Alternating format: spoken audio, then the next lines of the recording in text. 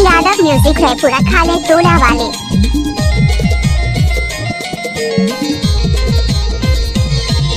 गजब कर डाली या भितरी कौनटा वाली। गजब कर डाली या भितरी कौनटा वाली।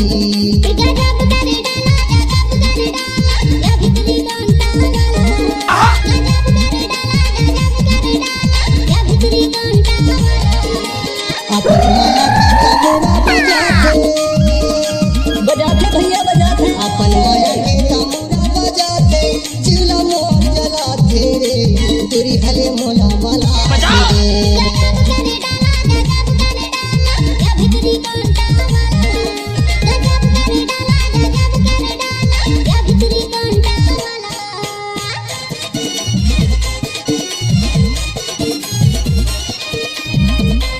इलाका किसी का भी होगा, धमाका यादव का होगा।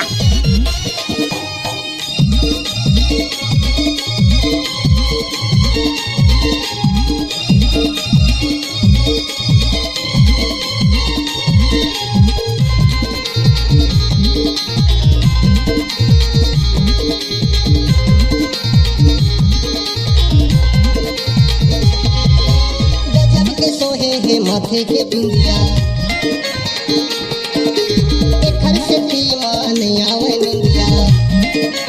डीजे यादव म्यूजिक है पूरा खाले टोला वाले।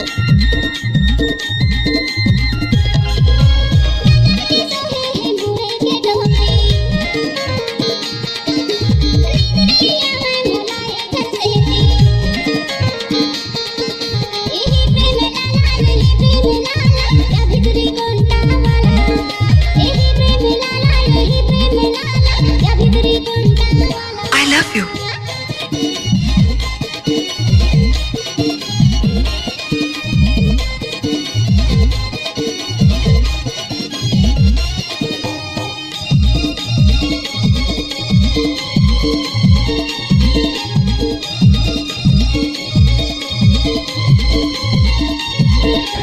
देखिए दुर्राटे काट रही है ओम।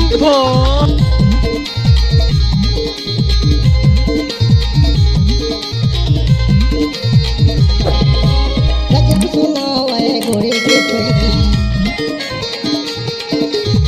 घर से की मां मन हो गई पैगी।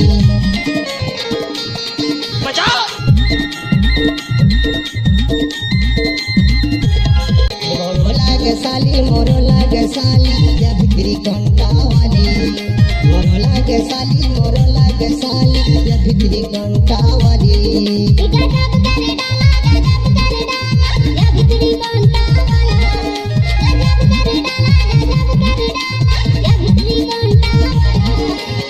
डीजे यादव म्यूजिक है पूरा खाले टोला वाले।